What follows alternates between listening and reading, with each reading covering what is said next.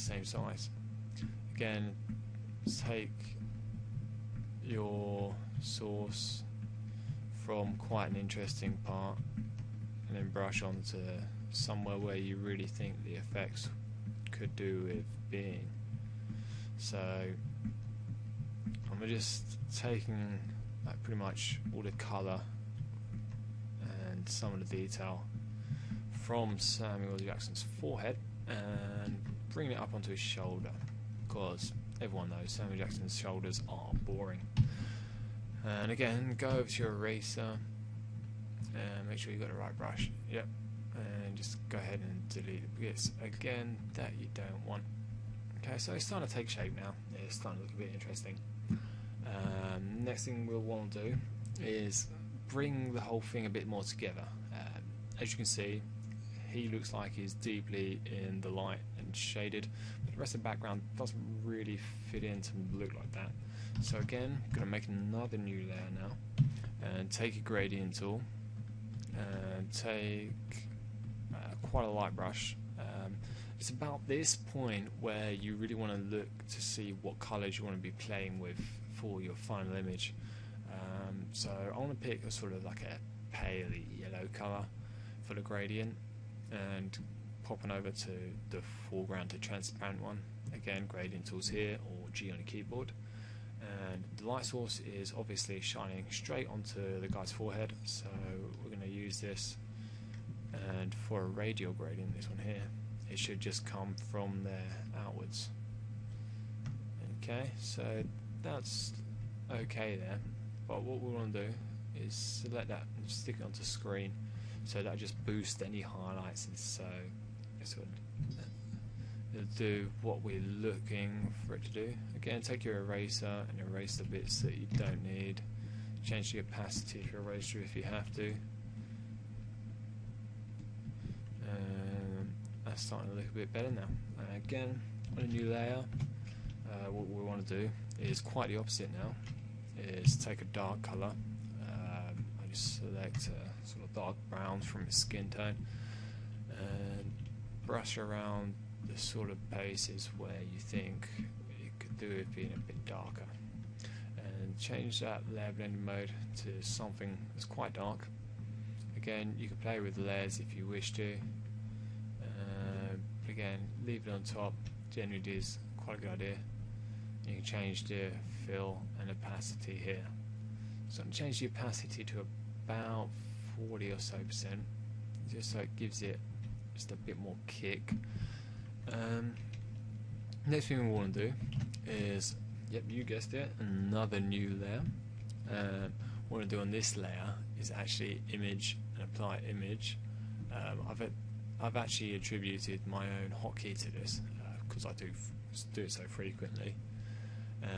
Once we've applied the image, we want to take a filter, go to render and lighting effects, and obviously set it for the light source where it's supposed to be, and hit OK. So that sort of boosts the highlights and the shadows to give it more, depth, if you will.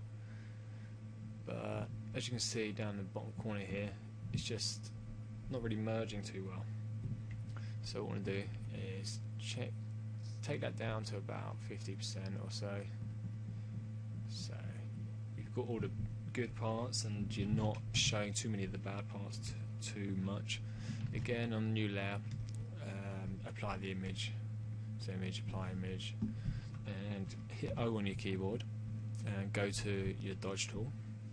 And what you want to do is accentuate the highlights in this one, change the exposure so it's about 25%, and wherever you want some effects to be slightly more visible, so some of the highlighting effects, just dodge around those sort of areas. I really want to start dodging around his face as well, because it is starting to disappear into some of those shadows. Excuse me. And do the same thing with the burn tool, so shadows at about 25%, and just anywhere, okay, maybe a bit lower than that, and just anywhere where there should be a bit darker, just go ahead and point out the shadows in those places. Okay, so that's starting to look okay. Okay, maybe this bit here was a bit darker than it should have been. So we're just going to erase that now. So there we go. That looks a lot better. And again, on a new layer, apply the image and go to filter, sharpen, and just sharpen the whole thing up. And it will bring out all the details. As you can see, the difference there. And what we're going to do is duplicate that layer and take your smudge tool right here, not your smudge tool, sorry, your blur tool, and you want to blur all the, like, sort of the background, everything that shouldn't actually be in focus. What this does is it creates a nice depth. I like to blur with the mode at lighten, so what it does is it blurs, and as it blurs, it only blurs the lighter parts over the darker parts, so you can actually create some quite cool effects from that. Okay, so we've got a depth, we've got a couple of effects up in there, got a light source, it looks quite okay. What we're going to do now is create a new layer. Again, apply your image, and we're going to, just done that, we're going to add a little photo filter onto here, one nice warming filter, but I'll just have a look, see which one looks the best. I want to tone down the density.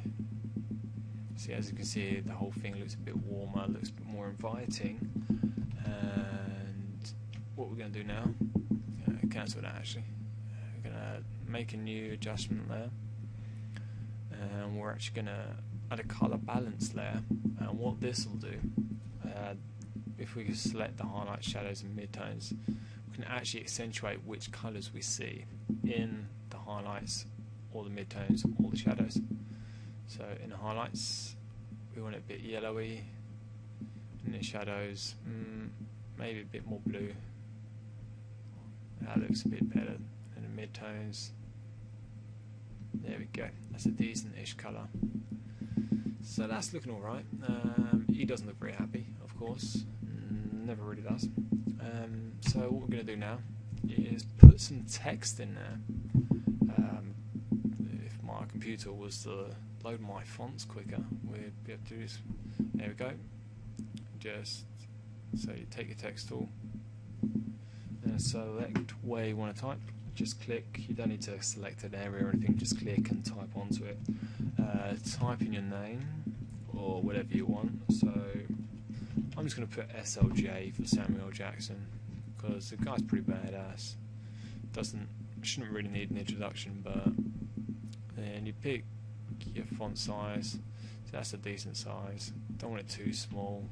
There's quite a lot of empty space over here, so I could just fill that up by sort of putting it across from the blurred part here all the way over to the black part here. What we're going to do now is select a colour that would actually suit for the font to go there. So probably again something from Sammy's skin tone, and then just keep on looking for your fonts to find something good. What do I reckon would look good? Probably something like, probably not that actually.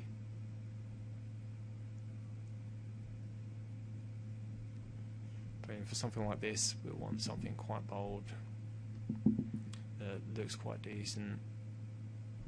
It's obviously easily readable. I think there we have it.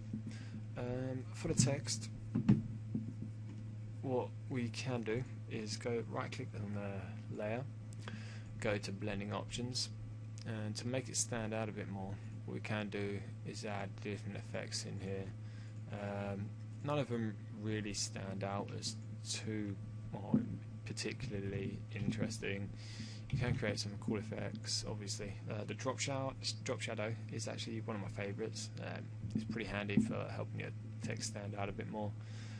And let's apply a small inner glow as well with a low opacity. So that'll look alright. And we're going to add a quick border onto this one as well. So hit M on your keyboard, so it brings up your marquee tool here. So, or just hit your rectangular marquee here. Make a selection at the top.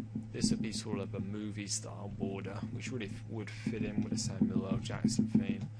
And on a new layer, what you want to do is go to, or hit D on your keyboard, so it sort of takes you back to your original colours, so black and white, and just edit fill foreground colour. There we go. Deselect that by hitting Control and D, or select and deselect, and then go into your layer again, duplicate the layer, Control and J, or again right clicking and